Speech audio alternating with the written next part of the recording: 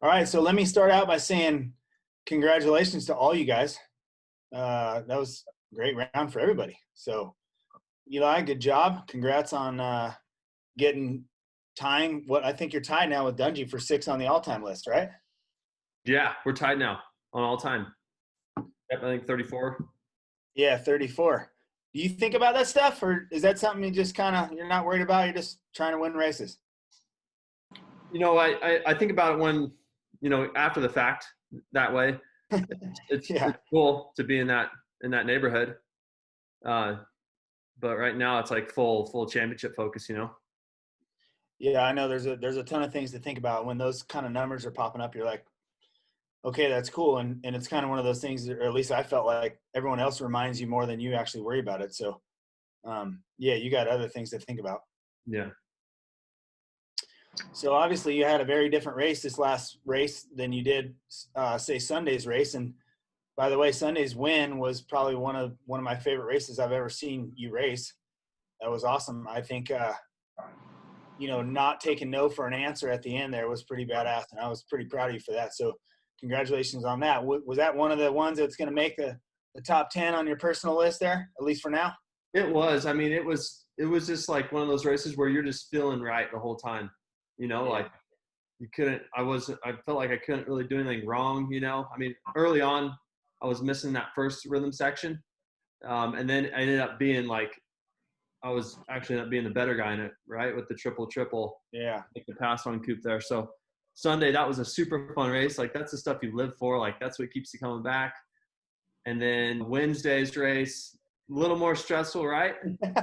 Yeah, that one looked a little more tricky with that challenging start that you had. So farther back on the start there, I'm like, gosh darn it. And, to be honest, I was hoping just to get to top 5. I mean, I was having this a little bit harder time of making time on that track. I don't know. It kind of had a different flow to it. Just because it was basically backwards from what we raced on that Sunday race. So, but should have got a better start. Yeah, it seems like lately, just watching and just from my observation, like you like kind of nail the heat race start, and then the event's kind of like, it's like you get like a top 4s, but this week's like you were kind of like really off the back, and it makes it challenging in the first couple laps. I mean, you can't really go like you want to go. So how did you manage that? Like, what were you thinking when you were kind of like, okay, I got to settle in? What's that like for you? Well, in my mind, like the first couple laps is just staying upright. That's so key. Like the first 2 or 3 bull turns is what I'm really focused on, just staying up, because there's always so many guys jammed up into the turns there. And you're like, you don't want to hit the guys rear wheel leaning on someone or vice versa. So, but meanwhile, the front guys are running away. So that's what really, demoralizes you is when you see those guys put 10 seconds on you in 2 laps. But at the same time, it's just like let the race string out a little bit and then make your push. Well, I think one of the things that is your strength right now is you can kind of rely on that last 5, 6, 7 minutes. And that's been definitely the strong point. And it's really been fun to watch for us at home. When you get a bad start, I guess you can kind of think, all right, look, I gotta get through this stuff. And then at the end, I gotta really make a push. And you're right. I thought the track was a little more technical, so it was a little harder to make time, and seemed like everyone was riding pretty well. And I guess that's typical, right? Because everyone rides pretty well the first half of the race, and then the second half is really kind of where your colors show. Yeah, I mean, and I think the guys are feeling the altitude here. It seems like more so at halfway. So I've been kind of relying on that, and keeping that in the back of my mind is, hey, I'm going to make a push here at half, especially up here at Salt Lake. What's it been like for you? And I'm going to ask you guys the same thing, but what's it been like for you between races? I know at first it probably seemed a little weird with the schedule, kind of racing midweek like you are and kind of having a race every couple of days. But after getting used to it, has it been okay? I mean, you're not having to fly anywhere. You're not having, you're kind of in one spot. Has that been okay? Like the adjustments been okay? What's it been like? It's been fun, just racing. And it's like, you're just going and racing twice a week. It's been cool. I've enjoyed it. You know, the first week was like you're trying to get in the groove, but it's been a good time that way. Like you go to the track and it's race day. Like you got to bring your A game, like, you know, just twice a week. It's cool. Yeah, I know it's been different for you, Cameron, and you, because you guys got to see the 250 guys kind of race a few races. So I guess were you guys raring to go kind of and like ready to get out there after seeing those guys? Yeah, I was, I didn't know how it was going to be. Obviously, we've never experienced something like this. So it's just like the first kind of getting the first one out of the way too, after like such a long break. It's almost like another A1, like I've been saying, like the first race jitters kind of coming back. That's what I felt anyway. But honestly, after doing it yesterday, like not that it just felt chill. It felt like, for me personally, like it felt more like a relaxing day. Like I didn't almost put as much like pressure on myself, because I didn't feel like it doesn't feel like the race vibe that you get from like all the fans and the pyro and opening ceremonies and all the normal race stuff. It didn't feel as much like that to me. So it felt, I don't know, I just kind of rode with a little less pressure, I felt like. And once you're out there, you don't really notice much anyway. Everything was, I mean, you're focused on you, the guys around you, the track, everything like that. So, but yeah, it was different, but it was fun. It looked like you were, congratulations, by the way. It looked like you were doing just fine. So, how about you, Cam? Yeah, I was just ready to get back to racing no matter what it took, or where, with fans or without, because I had such a rough start to the season. And then once we went on break, like, we were already going to have a long break anyway, and then everything happened. So it's been so long since we've been racing and been doing a lot of riding, a lot of laps. And it was just like, I was like, it's time for me to do something that's like to race because of it. It's like I was just so much practice. So I was excited to race. But yeah, it kind of seemed the same way. Like, I mean, I felt kind of the same way once we got going on the track and stuff like that. And I mean, after practice, it kind of, all the first getting back jitters were I felt like they were kind of gone, and I felt pretty good in the night show. I guess for you, Eli, you kind of been racing a couple weeks, or a week and a half now, and it's kind of been probably feeling a little bit more normal. What's it like? I mean, for you, Eli, you had an amazing race this weekend where you had to pass 15 guys at least. What was it like? What's it like when you're passing guys and you're not really hearing the fans like getting all jacked up for you? Is it strange, or you getting used to it? At this point, I'm used to it. It was strange on like round one, but at this point, like you're just like, your focus is your focus, and it's not that much different, other than you're not hearing those, the people, go all wild if something happens.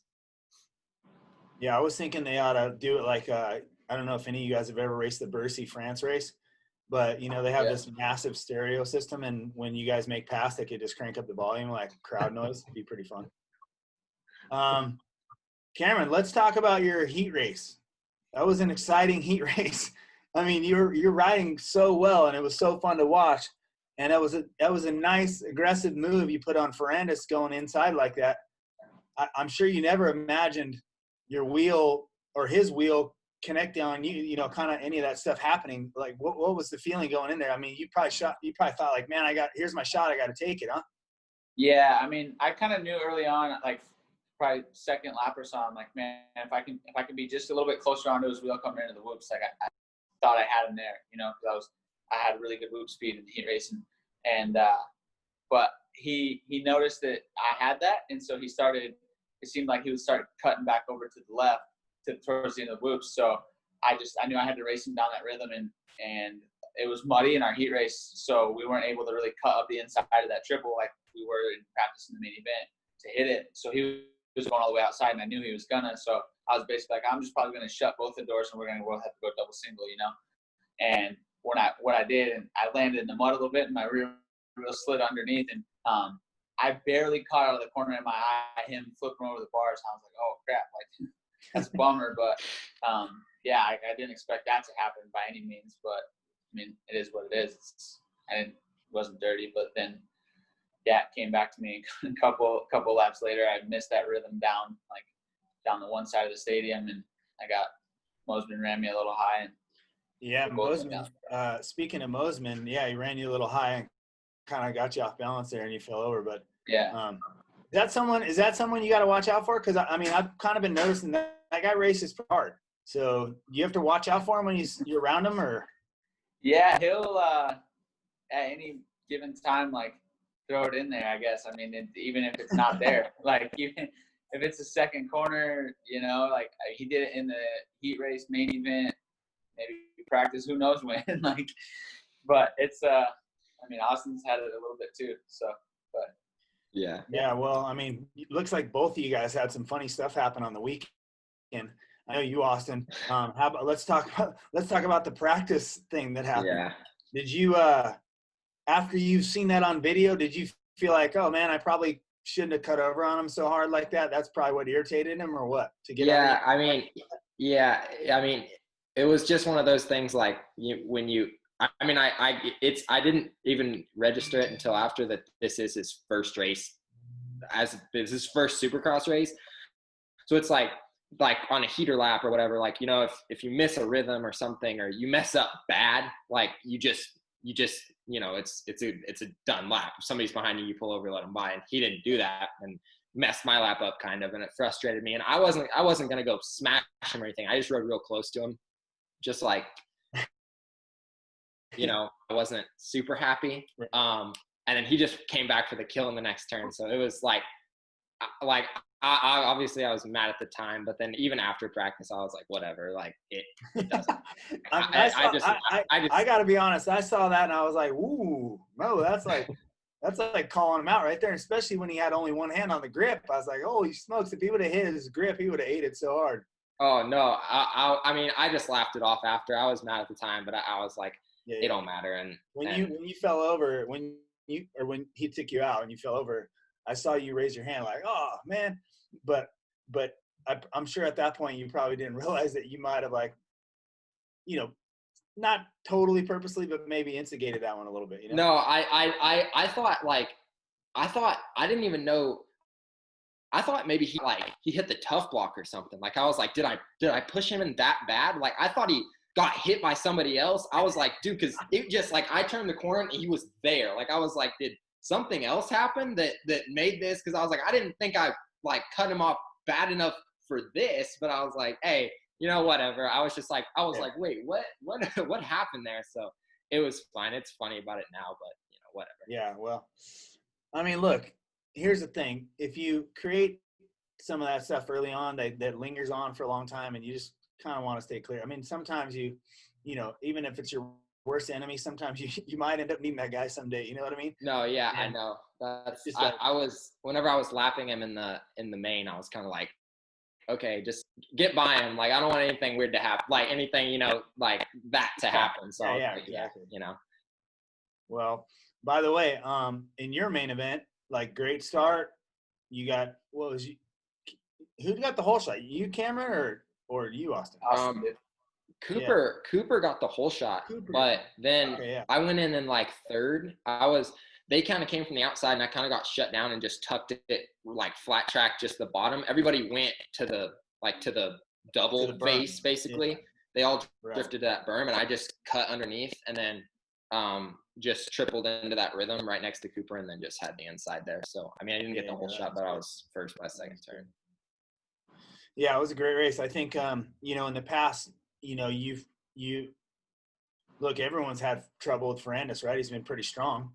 So you know, you probably saw on your board, I don't know I don't know how the mechanic things working these days and you guys can see your board, but you probably saw that he was inching up on you a little bit.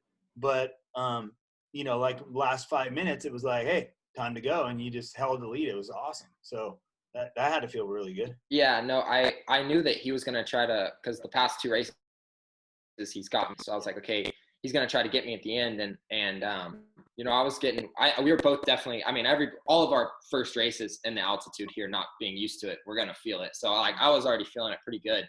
And I knew that he was going to try to get try to, you know, throw like sprint laps and try to get me on, you know, the last couple laps of the race.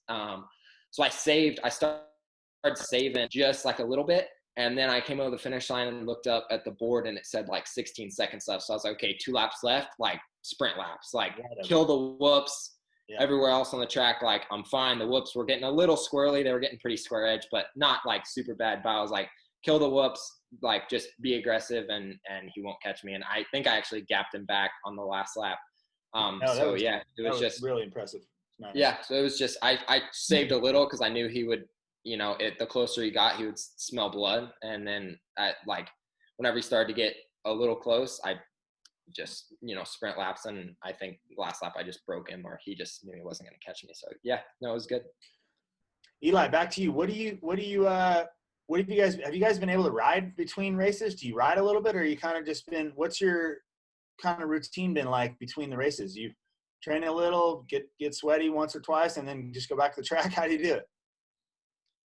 Yeah, I haven't done any motorcycle riding between races since like the Friday before that first race. So, it's just a little bit of mountain bike stuff. I mean, we've got a great spot to do stuff off motorcycle here.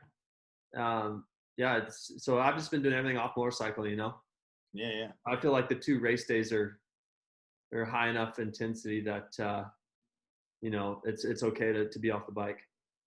Yeah, I think so too. I mean, realistically, when you guys are at home practicing, you're riding main events pretty much in practice, right? So it's probably no real difference in like number of laps you're riding, but like that you would be if you were at home. So sure, scheduling's pretty normal, right? Yeah, and then it's like we have to drive almost 2 hours to get to a track. So it's like, man, is it worth it sitting in the car 4 hours, that day to get out there? So as of now, what we've been doing has been working. Yeah, no, it's looking good. What's your opinion on this race schedule? Would you be interested in racing a schedule like this if it meant shortening the series up? I like right now it seems doable, but if we had to travel, that we started thinking about, I'm like, you would never be home. I mean, yeah, that would be part of the deal, but yeah, I guess you had to get on the airplane and go somewhere else. That's when it would be really tough. But if we're in a spot, yeah, it's totally doable, and it's fun, racing twice a week. Yeah, that's cool.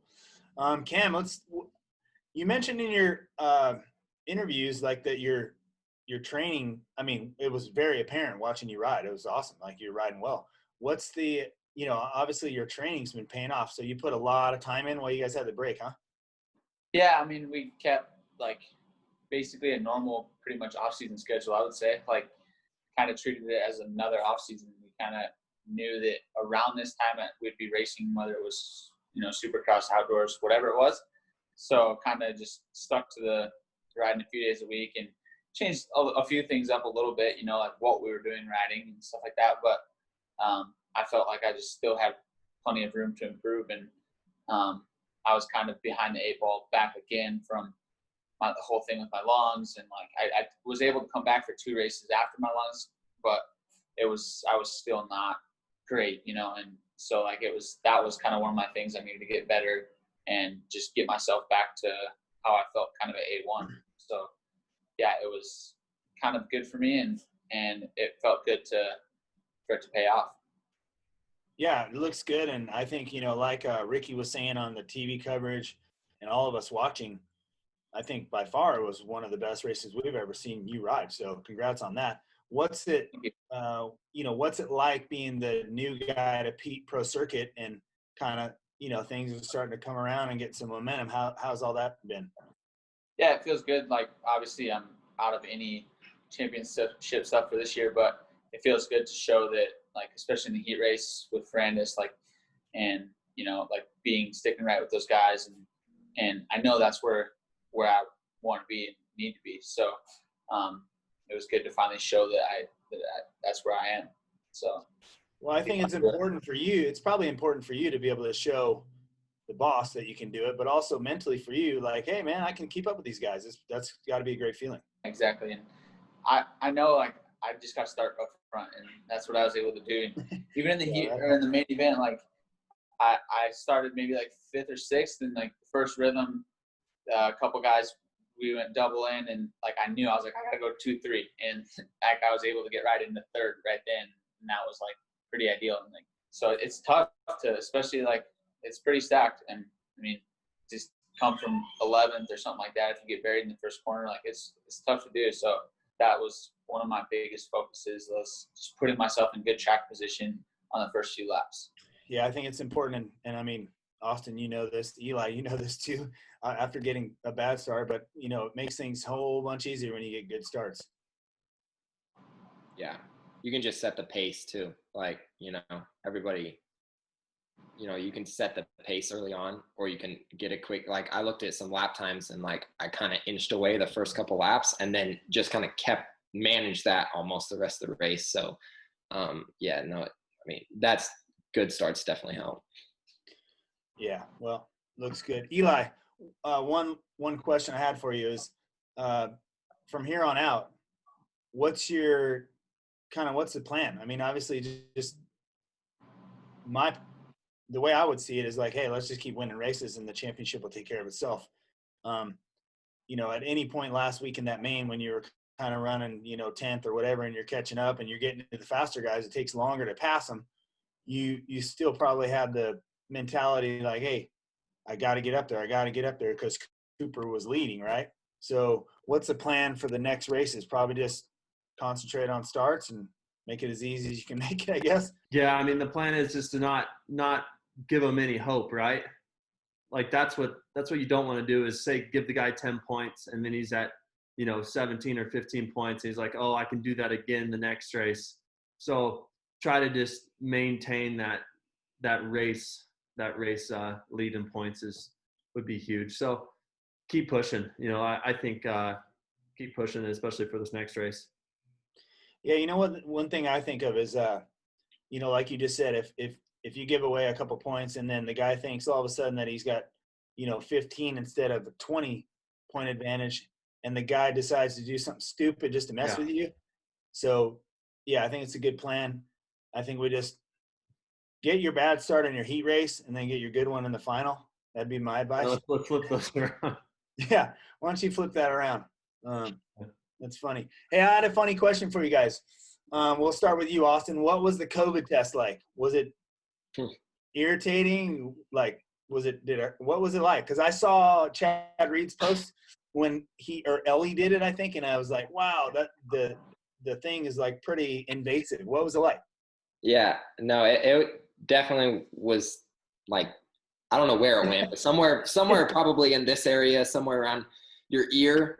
It was like, it was deep down in there, and like it wouldn't have been bad if they just stick it in and then just pull it back out, but they stick it in and then they twist it. And then the chick that did mine like angled it up and pulled it. It was like, that's what was the worst part. Like going in wasn't bad, but it was when they were like almost like trying to find something in there, and it wasn't. I mean, it wasn't. It wasn't. When they did the twist, did that tickle or did it hurt? It hurt. Like it stings. Really? Like, yeah, it stings. I don't know how to explain it, but it just like stings deep in your head or wherever I don't know, wherever it goes. Yeah. What about you, Eli? What was it like? You don't realize how far your nasal passage goes. It was just creepy. Yeah, that's what I noticed. I was like, wow, that is a long stick. Crazy. What about you, Cam? What was your experience? Yeah, I came into it with like expectations of it not being bad at all, because I was with Nick just before, and he's like, oh yeah, it's like when you like go upside down in a pool and water gets in your nose. So I'm like, oh, this is gonna be nothing, right? And like they did it for me, and it burned so bad. Like it was bad. And I've had like nasal issues before. I had to have like nasal surgeries when I was younger. So yeah, I was like, man, maybe it's because like my stuff's not cleared out enough. I don't know, but it was like, I told Nick, I'm like, dude, you're crazy if they think that's just a little bit of pressure. Like it hurt bad for me, so I wasn't stoked on it. But I knew, I was like, it's only 15 or so seconds. Like you can do anything for that. You know? Did you guys close your eyes, or you keep your eyes open? I closed mine. Yeah, I'm pretty sure I tilted my head back and just like just like, grind it out, like just get this thing over with. Yeah, just suffer it out for a few seconds. Yeah. It's funny because I'm sitting at home. I'm like, man, I wonder if they'd let me in to watch a race. And then I saw some of that. I was like, nah, I'm good. I don't want to do it. I didn't want to go, but yeah. Anyways. Well, hey, I just want to say congrats to all you guys. You guys are riding awesome. Keep up the good work. Everybody looked good. So good luck the next race. I know you guys are making Kawasaki proud, and keep getting them good results and good starts. And Eli, just try and get just a little better start, make things a little easier. But yeah, I just want to say you guys are all riding great, and it's fun to watch. And I got me and my 2 girls at home just cheering super loud. So keep up the good work, and yeah, go get them in the next round. Thank you. Thanks. All right, guys. Yeah. Cheers. Great.